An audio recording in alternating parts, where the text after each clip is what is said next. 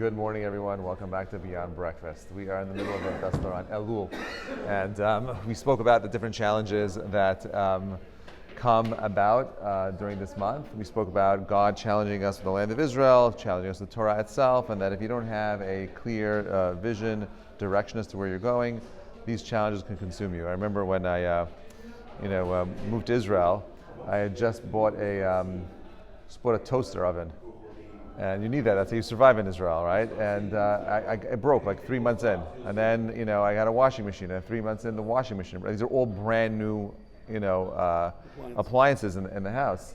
So I went to my rabbi. I'm like, "What's going on?" He's like, "You don't understand." He's like, the nature of the land of Israel is that it spits out all gashmiut. So if you're not in a constant state of trying to preserve these things, right? I didn't know that in Israel that's very common.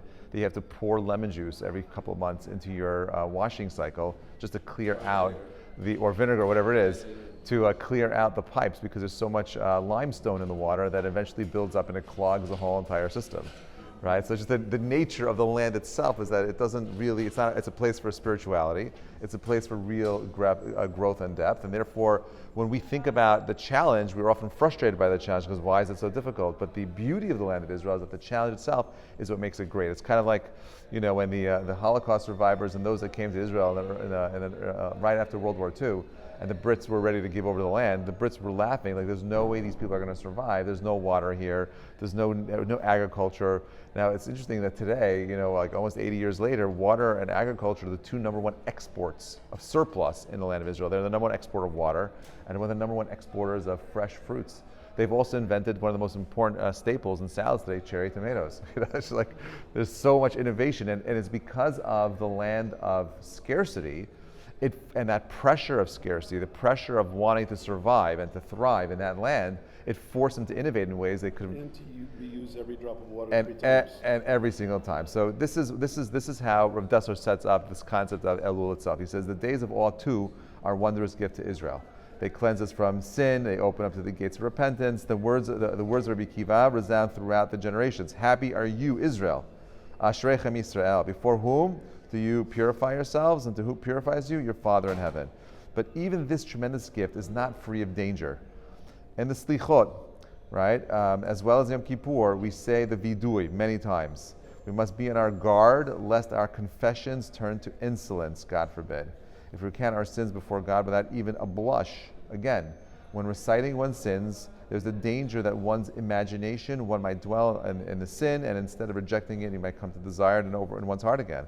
A person who chooses to rebel can use even the service of Yom Kippur to deepen his rebellion. It's a crazy kind of thing. Like I said, the Al-Chet, whatever it is, but like, am I really feeling it? Now, you'll see the same message, by the way, echoed throughout all of Navi. The prophets, in all of Navi, were interested in one thing. They want you to make it real. I'm preparing a Chatan and Kala. They're getting married in 12 days.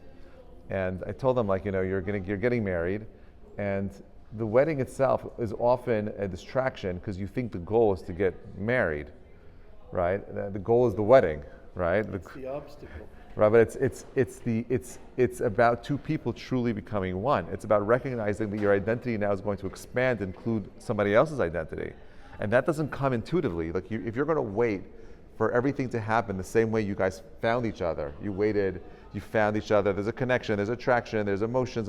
That's not how this next step works. The next step requires a certain level of commitment, effort, a degree of intention. And therefore, if you're not making it real for yourselves, you're never going to get to a place where you have a real deep relationship. Same thing over here in Yom Kippur. The whole purpose of Yom Kippur is that this is a day of forgiveness, right? You are forgiven. I said this yesterday, you weren't here. Yesterday I said that God He only creates a certain amount of time. And the Chachamim, the Mekubalim say that God only creates 365 days. That's it. That's all there is. And all we have access to is a repeat of those 365 days. It's a gift again. You have Sunday and Monday again and again and again.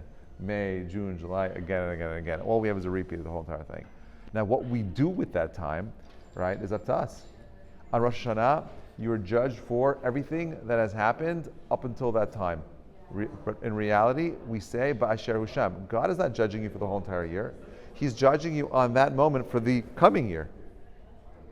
You're not being judged for what happened. On Yom Kippur, you're being judged for what was. Rosh Hashanah, you're going to meet the judge for what will be. So now the question is, who do you want to be? The more you can internalize and create a clear vision of who you are and where you want to go, the more likely you'll get there. Unlikely to go anywhere if you don't know where you're going in life, right? It's like that famous passage, if you remember reading this old book called Alice in Wonderland as a kid, where Alice is lost in a forest, and she's at a fork in the road, and she looks at the cat and says, which way should I go? So he says, well, where do you want to go? And the cat says, well, and Alice says, I don't know. So the cat says, well, then it doesn't matter.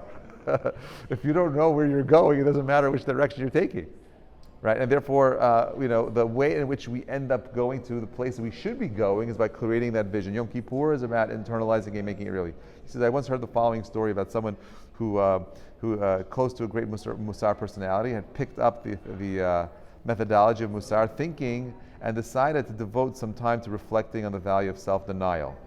He thought to himself, why do human beings have a craving over and over above their physical needs? It's interesting, the word avera in Hebrew has the same otiot as the word of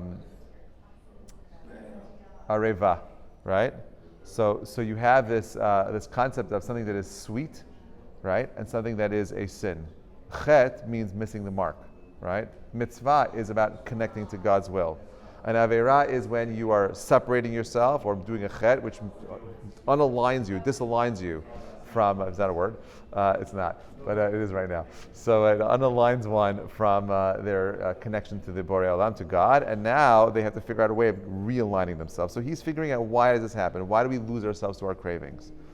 So he says, we understand that hunger is implanted in us by God to ensure that we look after our physical requirements. But cravings, desires for unnecessary, even harmful pleasures, what is the point of these?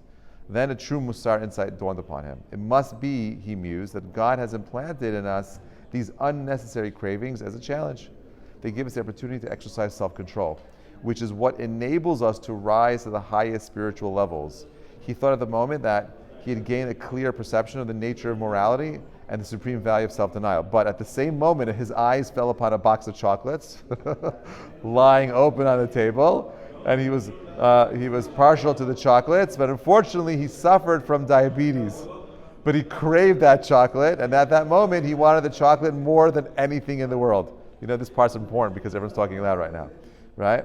All his insights and reflections were to no avail. Even while he said to himself, you see how ridiculous a craving is? It's only there to be resisted. Go on, resist it. His cravings answered him, you're quite right, but I want that chocolate. And obediently he went and took a piece of chocolate and another and another.